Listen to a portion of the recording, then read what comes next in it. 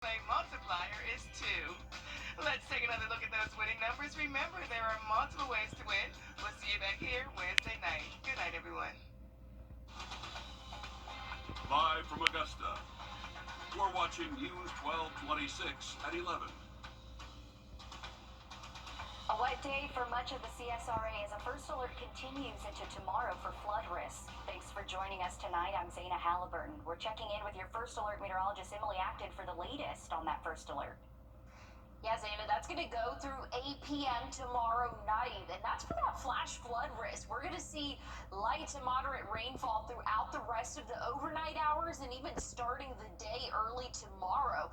We're going to see some heavy downpours for us, so anywhere between 1 to 3 inches of rainfall, but some spots locally could see closer to 4 inches. So here's what we're looking at under that flood watch. All of these counties highlighted in green, taking up a good portion of our Georgia counties, and again, that goes tomorrow until 8 p.m. So we're keeping a close eye on that. Excessive rainfall, that flash flood risk there is under a slight risk, so that really prompted us to issue that first alert. So make sure you're staying weather aware, especially, I know this is the first week of school. A lot of people are traveling at times that maybe they're not used to. Just make sure you're giving yourself a couple extra minutes out there on the roadways, because some of them could become flooded and never, ever drive through flooded roadways. Zaina, we always say turn around, don't drown. Good reminders. Thank you, Emily. Heartbreak in our community after a shooting on Meadowbrook Drive killed 14-year-old DeAndre Howell and injured a 12-year-old and two 16-year-olds. 18-year-old here, Demetrius McClam, was arrested today and charged with murder after that shooting. The Richmond County Sheriff's Office says Vincent Carter Jr. is also charged with murder and is in the hospital. Tonight, we're hearing from the community in response to the deadly youth violence. Your Kennedy Payne is live in the newsroom now. Kennedy, you spoke to Mayor Johnson and local advocates. What did they have to say? Well, both the mayor and Phyllis Jackson with Moms Joint Action are urging the community to get involved, and they say until that happens, the cycle won't stop. Another child gone and a community suffocating beneath the weight. Me being a mother to a murdered child, I already know what the family's going through, and no one deserves or wants to be in this club of grieving parents. Mayor Garnett Johnson says he's tired and he's calling for more than words. We have to get the parents engaged and involved with knowing where their kids are at all times of day. And until we do that, we're going to unfortunately continue to have these problems. One less kid in the classroom. Unfortunately, the young man was lying on the ground. He should have been in school today. He shouldn't be in a place where his family is unfortunately planning a funeral. One more name on a t-shirt. I am so sick and tired of seeing tag names on these children. And as one more parent holds a memory instead of a hand. We have a violence problem not only in Augusta, but it perpetuates throughout this community, across this country, that I think needs to be addressed. And how we address that, I don't have all the answers, but I know it's at least worth having the conversations about. And they both say solutions start in the community. Get involved because you want better for your kids, for your neighbors' kids. Volunteering your time is free. Mentoring is free. Being present is free. I've asked for help. I will continue to ask for help. The sheriff is asking for help by curfew. I'm asking for help by asking the community to get more involved, asking for better parental involvement. So as a parent loses another child, a mother says she's fighting for yours. The families that were lost yesterday or any day, our prayers are with you. The continued fight for justice. We stand with you, and we cannot continue to lose our generation.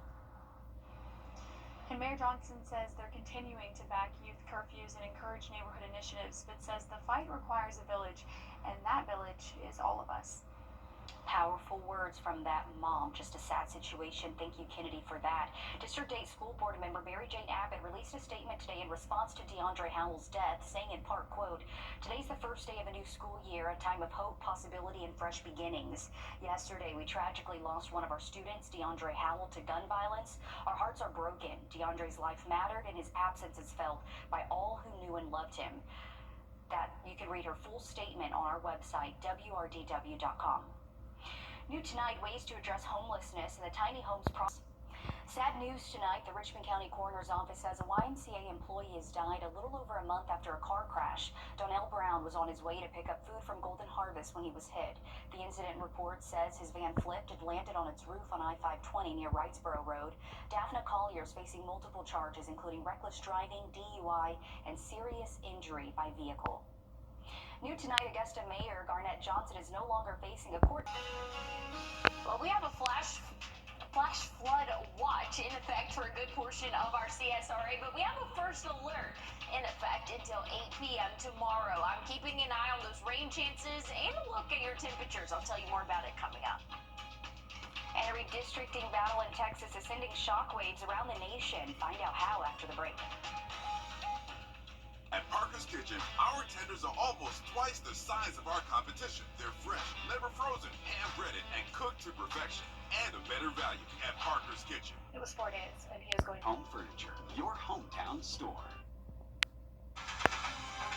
Now, your first alert weather with meteorologist Emily Acton. Well, here's a look at the current radar right now. We're still tracking light to moderate rainfall across the CSRA, but you can see we're getting a little bit of a break in the rainfall right now, but don't get too comfortable. We're still going to see off and on showers throughout the overnight hours, becoming pretty widespread for our morning commute tomorrow. So make sure that you are giving yourself a couple extra minutes out there on the roadways. Again, this is for the overnight hours. We're going to see those rain chances really peak over the next 2 or 3 hours. It'll drop off a little bit before we pick back up around 5, 6 a.m. for us. So tracking a lot of rainfall, and that's when we have a first alert in effect, because there's a flood watch out for a good portion of our Georgia counties. That goes until 8 p.m. tomorrow. That's how long our first alert is in effect for. So periods of very heavy rainfall throughout the next couple of hours. So again, we're going to be pretty steady here around 2:30, and then once we get into the early morning hours, and I apologize, my graphics, the models are really lagging here for us, but I can just tell you we're going to see those off and on showers throughout the day. And again, that's going to start early tomorrow morning, so make sure that you are giving yourself a couple extra minutes out there. But here's what we're looking at as we go throughout the evening as well.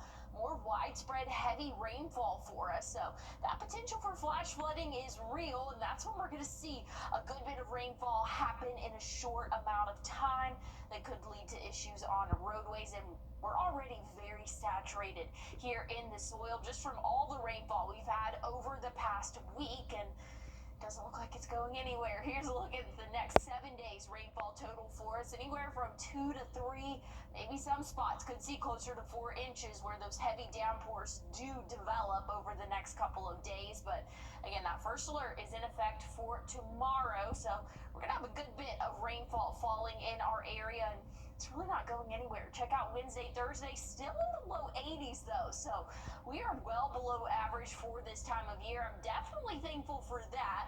Once we get into the end of the week and into the weekend, those temperatures will rise a little bit.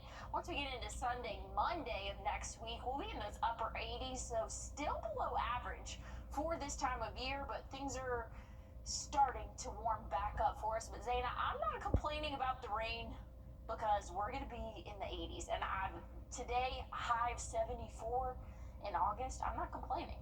Honestly felt good. I think a lot of people are not complaining. Thanks, Emily.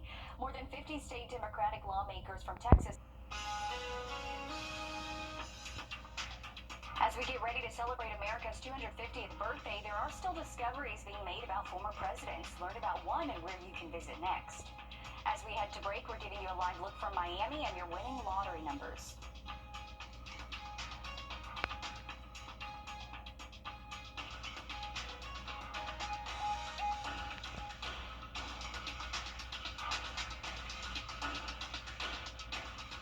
Time and Temp, brought to you by your First Alert weather team. The CSRA, it's where we were born, where we live, where we work, where we're raising our families. It's our home. That's why the people of the CSRA count on us after an accident. Injured? Call me, the Augusta guy, 706-724-7224. We have a safety alert tonight for people in Trenton, there's a boil water advisory in your area. The Edgefield County Water and Sewer Authority says people living in Trenton should boil their water for a full minute before drinking or cooking with it. They say there was a main water line leak that caused pressure to drop. The county is flushing the water line.